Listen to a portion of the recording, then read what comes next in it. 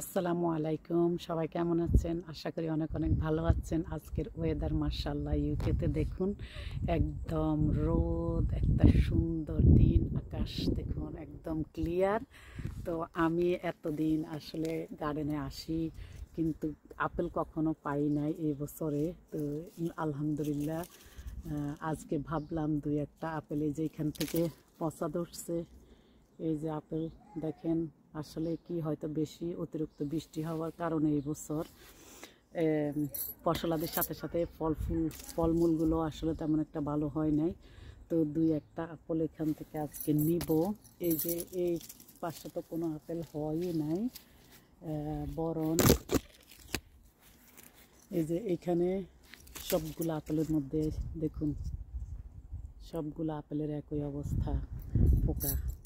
কাটলে বোঝা যাবে কি অবস্থা।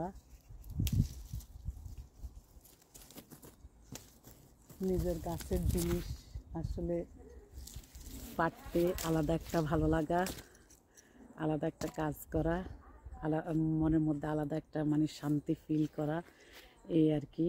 তো এই 4-5টা আপেল পেড়ে নিলাম।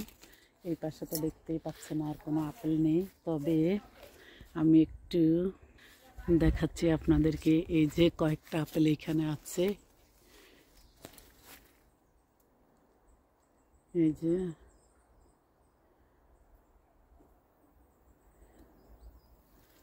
আর আছে এই পাশে, এই যে কয়েকটা এখানে আছে।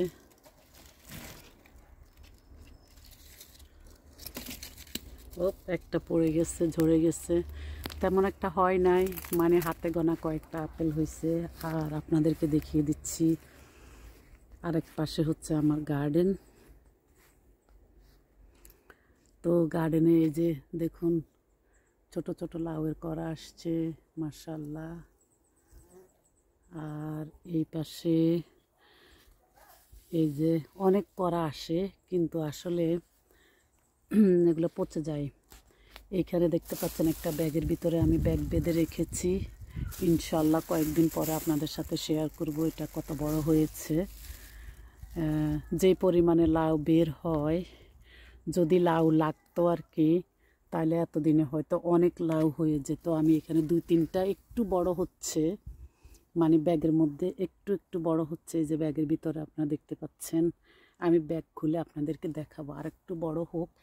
আর এটা হচ্ছে মানে বর্তমানে একটু আবহাওয়াটা একটু ভালো, এই 2-3 সপ্তাহ থেকে আবহাওয়াটা ভালো তাই। আর এই যে এটা দেখতে পাচ্ছেন, এটা হচ্ছে চাইনিজ কুমড়া। চাইনিজ কুমড়া কিন্তু অনেক হয়, তবে আমি এখন পর্যন্ত বের হইতে দেখি অনেক, এই যে পচে যায়, বের হয় আর পচে যায়।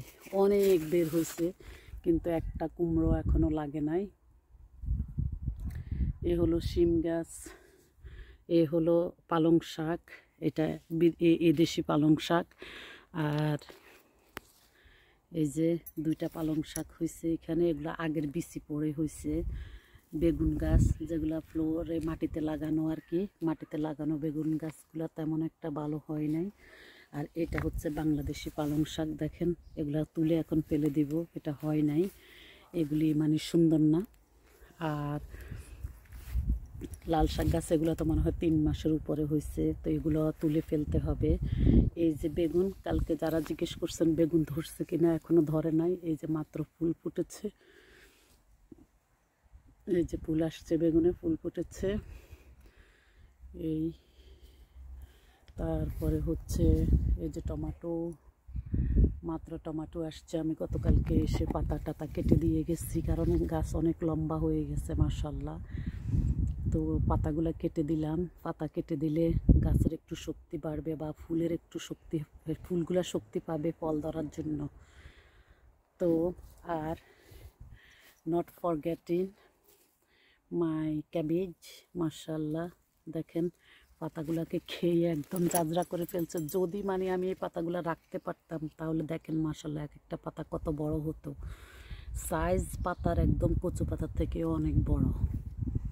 তো এই ছিল আজকের গার্ডেনের আপডেট। ইনশাল্লাহ কিছুদিন পরে আবার আপডেট দিব, যখন লাউগুলি একটু বড় হয়ে উঠবে তখন। তো সে পর্যন্ত সবাই ভালো থাকুন, সুস্থ থাকুন।